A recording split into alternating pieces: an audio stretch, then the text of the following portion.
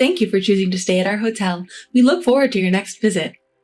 I waved goodbye to our guests at the front entrance. I returned a friendly wave to a little kid waving back. My name is Anne, 30 years old.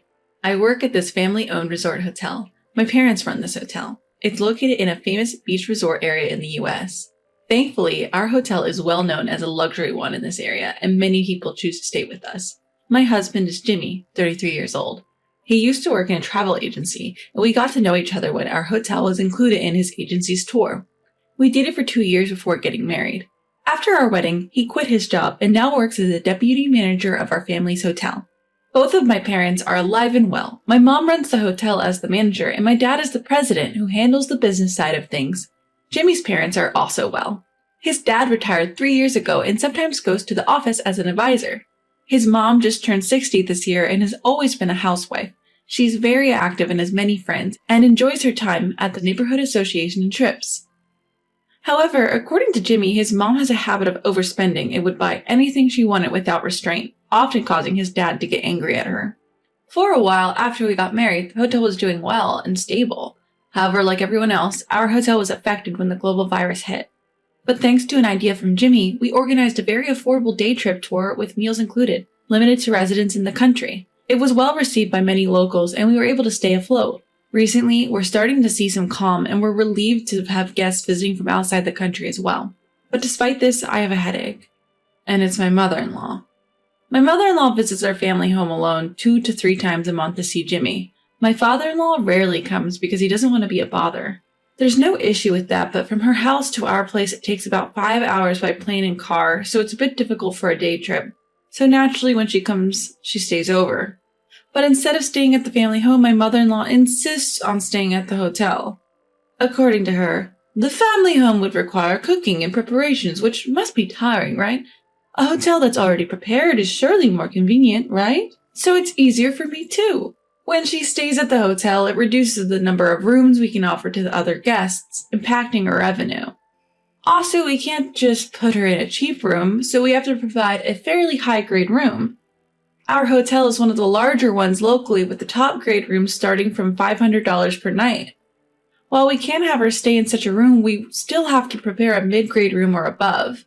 We also have to prepare meals, so the actual cost comes to about $300, but we can't charge her. There's another issue too. She claims to be acting as a monitor, checking the hotel with an objective eye. I'd like to tell her to stop meddling, but she is Jimmy's mother after all, so we can't ignore her. She files complaints under the name of pointing out issues about the hotel's welcome, front desk customer service, the pool, and in-house facilities, among others. Well, to put it simply, she's a complainer. Our employees remember her face and ask me, "And when is she coming next?" She claims to be a monitor, but she doesn't prepare any documentation or anything, and just calls me over when she's leaving and rambles on with her complaints. From her perspective, she's probably thinking she's giving advice to improve the quality of the hotel. Well, all of it feels like a mother-in-law's nagging to me. The manager, my mom, also says, "She doesn't mean any harm. Just listen to what's necessary and let the rest slide." My dad, the president, also thinks lightly of it and says, "If she likes our hotel, then isn't that a good thing?" I never thought I would have to deal with a mother-in-law even when living in my family home. I've talked to Jimmy about this issue a few times, but he just says carefree things like, "I can't tell her not to come, and she thinks she's doing it for her own good. Isn't that fine?" Then one day I received a call on my cell phone. It's from my mother-in-law. I have a bad feeling about this, but I can't ignore it. "Hello, this is Anne." "Oh, Anne, this is Jimmy's mother. It's been a while." "Long time no see. Can I help you today?" "Since it's been a while, could you at least say, 'How are you?' or 'Has anything changed?'" "I'm sorry." "Well, never mind. I have a small favor to ask." "Yes, what is it?" "I have some friends from my hometown who want to go to a pool. We were wondering where would be a good place, and I remember Jimmy's place has a nice pool and delicious food, so I suggested it to everyone." "Thank you so much." I couldn't help but think that was unnecessary. This season is our peak season, so we're pretty busy. I don't have time to attend to my mother-in-law. So they all agreed. They will be coming during the holiday next month. Could you please reserve some rooms for us? Next month? It might be a bit difficult, but how many people will it be? Including me, 6. All women, of course. Then would it be okay if we provide a standard room? No way. My mother-in-law strongly disapproved. These are important friends of mine. Prepare the top-grade room for all of us. That's what I ask. Our top grade rooms are limited and mostly are already booked. No way. I can help by sharing a room. Add more beds to each room, then we can all stay in the luxury room. That's impossible. We can't put extra beds in. No way, they are my important friends. You have to give them the best hospitality. I'm the one inviting them. It would be embarrassing for me if the service is bad, understand? My mother-in-law's invitation. Does that mean she wants it for free? That's impossible. Well, we've decided on the room. Next is the food. Prepare the best. You got that? Well then, take care. Oh, and tell my son to pick us up at the airport. The call ended and I let out a sigh. What on earth is she thinking? Reluctantly, I started making arrangements as told. My mother-in-law's group trip to this hotel. The fact that she implied everything should be on the house, I consulted my husband, who's the deputy manager, about this difficult situation. My husband said, "That's too much. My mother has never worked, so she probably doesn't know how hard it is to earn money. I'll consult with my dad about this, so leave it to me." Despite my anxiety, I decided to trust my husband's words that he would think of something. On that day, my husband went to pick up my mother-in-law's group at the airport as promised. Soon after the car came back, I greeted my mother-in-law as she got out of the car. "Mother-in-law, welcome." "Oh, Anne, we are in your care. These are my friends from the neighborhood association in my hometown. Take care of us." It's a classy group of elderly ladies, and I led them to the prepared room. It's the top-grade room of this hotel. There are 2 bedrooms, living rooms, and an outdoor pool. However, as soon as they entered the room, the complaints started. "There's no welcome drinks for us? The service is poor." "I'm sorry, I'll get it right away." "And I wish you'd prepare better snacks with drinks." "Yes, I'm sorry, I'll bring another snack."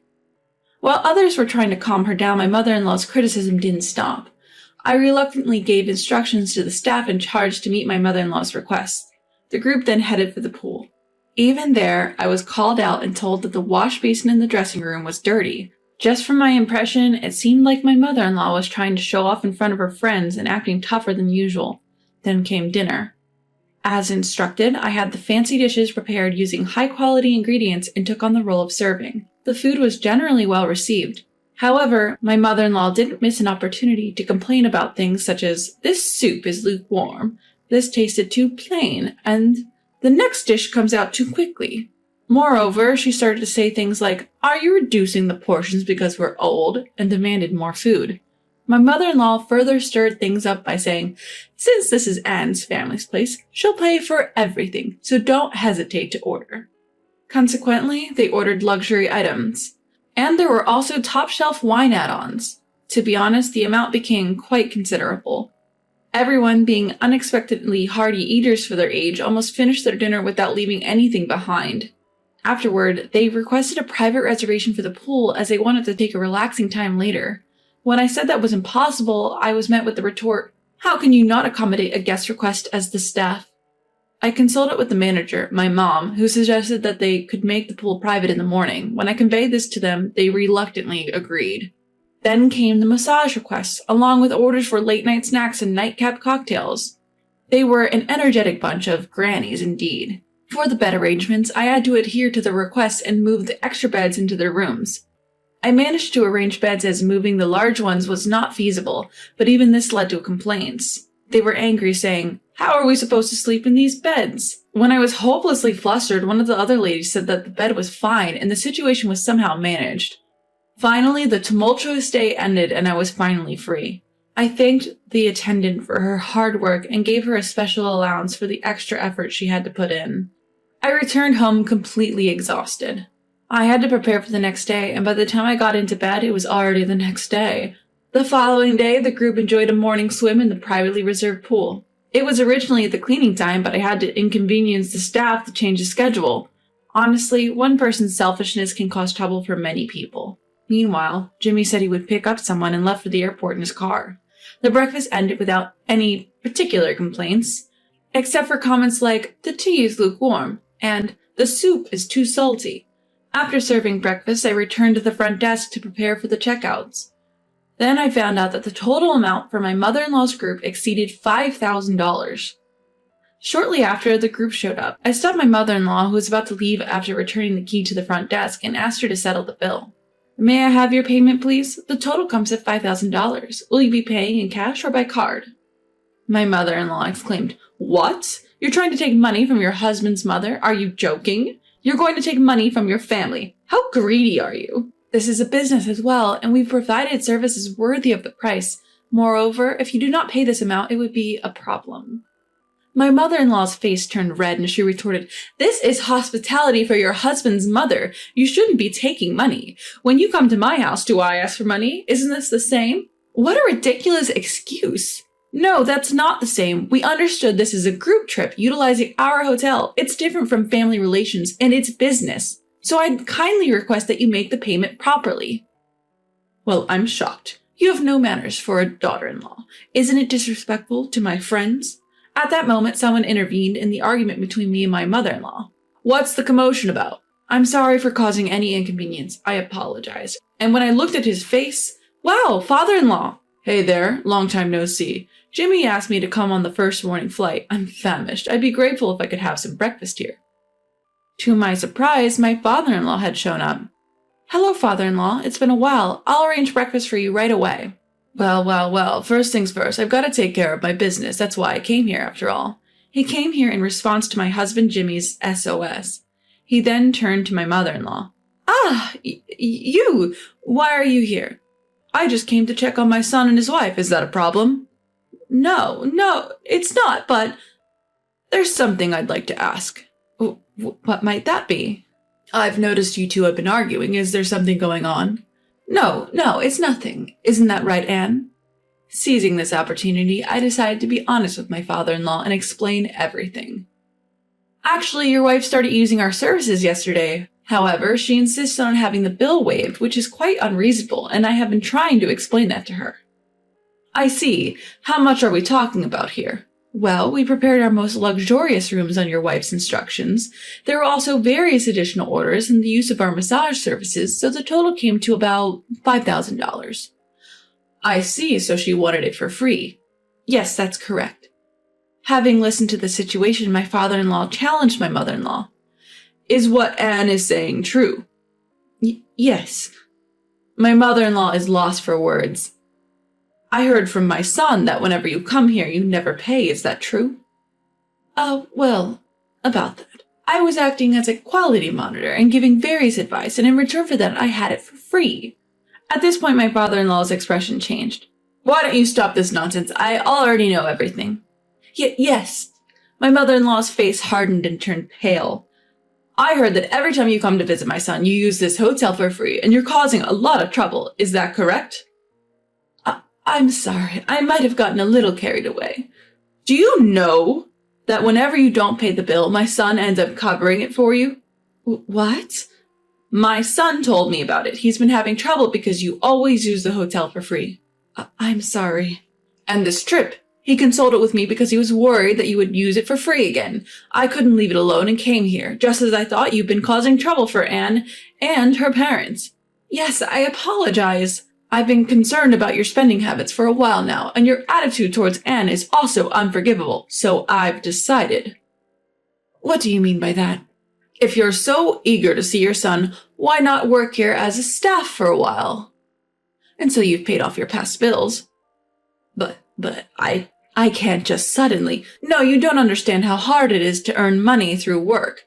How much service have you received from this hotel? And you say the payment should be free. The difficulty of work, the value of money earned through it, those who don't understand that should try it for themselves. With that, my father-in-law asked the manager to allow my mother-in-law to work at the hotel. I'm sorry for the trouble she's caused. Could you please train her for a while, and could you use her salary to repay the debt? Jimmy, please make sure to put your mom to work. Jimmy smiled and then apologized to me. I should have been more firm with her from the start. I'm sorry for the trouble I've caused your family. No, it's okay, but what's going to happen with your mother? Well, I suppose we'll have her start with room cleaning and such. She's probably not up to customer service, so she'll be a trainee for a while. And so, my mother-in-law began working as a cleaning staff the next day. The necessities for her stay were sent from their home by my father-in-law. At first, she struggled with the unfamiliar physical labor and suffered from muscle pain. I bet she never thought she would have to clean the hotel she evaluated as a monitor. Eventually, she became capable of dealing with customers and even had to deal with issues she had pointed out herself. As she progressed through various tasks, she began to realize how selfish she had been. My mother-in-law quieted down completely, and the bullying stopped. It was a bit of a drastic measure, but it seems to have worked well. My father-in-law's plan was a complete success. My job is hard, but when I see the smiles on the faces of our customers, all the fatigue vanishes and I feel joy. From here on out, I want to continue doing my best to receive smiles and words of thanks from our customers.